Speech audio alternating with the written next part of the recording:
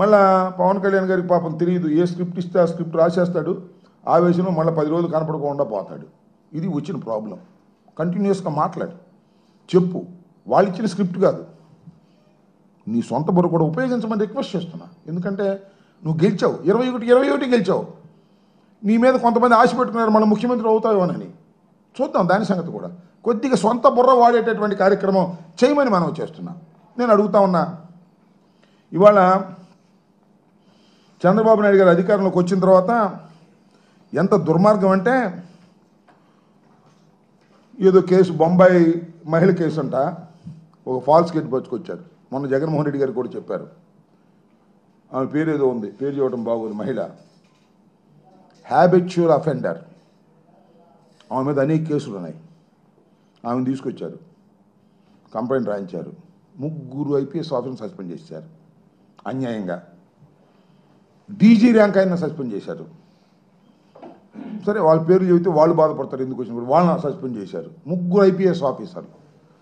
IPS ఆఫీసర్గా మేమేలా, IPS మేమిచ్చింది కాదు, భారత ప్రభుత్వం ఇచ్చింది, ఐపీఎస్లుగా సెలెక్ట్ చేసింది. వాళ్ళని 3 సస్పెండ్ చేశావు. సుమారుగా 14 మంది, ఆల్ ఆర్ ఐపీఎస్ ఆఫీసర్స్,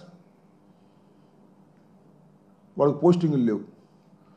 ఎందుకంటే వాళ్ళు ఎవరిని బట్టి కొట్టమంటే ఆయన కొట్టరాళ్ళు, పాపం ధర్మంగా పోతారనుకుంటా వాళ్ళు. వాళ్ళకి పోస్టింగ్లు లేవు, గాలిలో ఉన్నారు. పైకి ఈ మధ్యన ఒక మెమో ఇష్యూ చేశారు, ఎప్పుడు లేదు, చరిత్రలో ఎప్పుడు లేదు. నేను ఎంక్వైరీ చేశా, పోలీస్ హిస్టరీలో లేదు. డీజీపీ గారు ఒక మెమో ఇష్యూ చేశాడు, ఏమని, ఈ పోస్టింగులు రానటువంటి వాళ్ళు మీరు ఎక్కడ పడితే అక్కడ ఉండటానికి ఇల్లేదు, రోజు మా ఆఫీస్కి రండి, కింద గోడ కూర్చేసి కూర్చోండి, సంతకాలు పెట్టండి, సాయంత్రం దాకా అక్కడ కూర్చుని ఊసిపోలు కబుర్లు చెప్పుకుని ఇంటికి వెళ్ళండి అని. అంటే అదొక పనిష్మెంట్.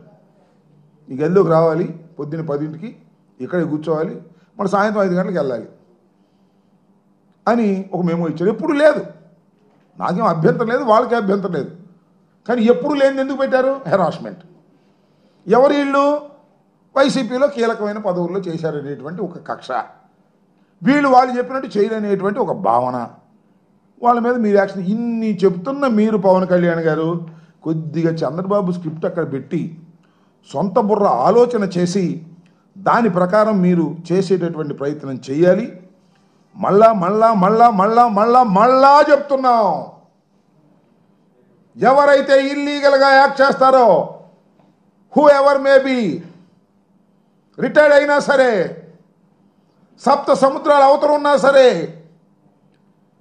డిప్యుటేషన్ మీద వేరే స్టేట్కు వెళ్ళినా సరే, ఇల్లీగల్గా యాక్ట్ చేసిన వారిని చట్టం ముందు నిలబెడతాం, వారి సంగతి తేలుస్తాం. నువ్వొస్తారో, మీరొస్తారో, లేక చంద్రబాబు నాయుడు గారు వస్తారో చూస్తాం. గుర్తుపెట్టుకోమని మనవి చేస్తున్నా. కాసేపు గురివింత కింద అనుకుంటుందంట, కింద నలుపు ఎరగదంట. అట్లాగే మీరేం చేశారో, ఇప్పుడు ఏం చేస్తున్నారో అది కూడా సమీక్షించుకోండి. సమీక్షించుకొని మాట్లాడేటటువంటి కార్యక్రమం చేయండి. ఏదో చెప్తున్నాడు ఏంటి, సూమోటో అంట, పెట్టును చూద్దాం. అది సూమోటోగా వదిలేయకండి. సూమోటోగా చేస్తారో లేక షో మోటోగా పేపర్లో వేసి జగన్మోహన్ రెడ్డి గారిని బెదిరించాలని చూస్తారో. ఏంది స్వామి జగన్మోహన్ రెడ్డి గారిని బెదిరించే కార్యక్రమం? పవన్ కళ్యాణ్ గారు మీ వల్ల, చంద్రబాబు నాయుడు గారి వల్ల అవుతుందా? ఏమిటి బెదిరింపుల కార్యక్రమాలు? పని చేయండి అయ్యా బాబు. ఆ సూపర్ 6 ఏంటో చూడండి అయ్యా. ఆ ఇసుక వస్తుందో లేదో చూడండి అయ్యా. లేదు అదేది మన పోలవరం నిర్మాణం తొందరగా పూర్తి చేసి నీళ్ళు ఇవ్వండి అయ్యా. ఇవన్నీ గాలికి వదిలేసి లేనిపోయి సోషల్ మీడియాలో వాడిని పట్టురాను, ఈయన పట్టురాను, లోపలేను బయటేను, ఈ పని తప్ప రెండో పని, డైవర్షన్ పాలిటిక్స్ తప్ప రెండో కార్యక్రమం లేనటువంటి ఒక దౌర్భాగ్యమైన స్థితికి కేవలం 5 మాసాల్లో, 4 తర్వాత వాళ్ళు ఎన్ని 11, 5 మాసాల 8 రోజులు, ఒక వారం ఎక్కువైంది. ఇప్పటికే మొత్తం గల్లంది అయిపోయారు. మీరు ఏం మాట్లాడుకుంటున్నారో, ఏం మాట్లాడుతున్నారో అర్థం కావట్లేదు, ఏం చేస్తున్నారో అర్థం కావట్లేదు.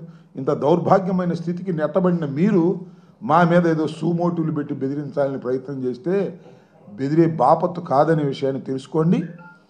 మీరు ఒకసారి ఆలోచించుకోమని కూడా ఈ సందర్భంగా నేను చంద్రబాబు నాయుడు గారికి, అదేవిధంగా చంద్రబాబు నాయుడు గారు చెప్తుంటే ప్రతి విషయాన్ని మాట్లాడేటటువంటి పవన్ కళ్యాణ్ గారికి నేను చాలా క్లియర్గా చెప్పదలుచుకున్నాను. మీరు నిజంగా అధికారుల పట్ల ప్రేమ ఉంటే ఆ నానాజీ మీదే కేసు పెట్టి లోపలేసేవాళ్ళు. మీకు అధికారుల మీద ప్రేమ లేదు, ఊరినే సొల్లు కబుర్లు తప్ప మరొకటి లేదనే విషయాన్ని గుర్తుపెట్టుకోమని ఈ సందర్భంగా చెప్పదలుచుకున్నాను.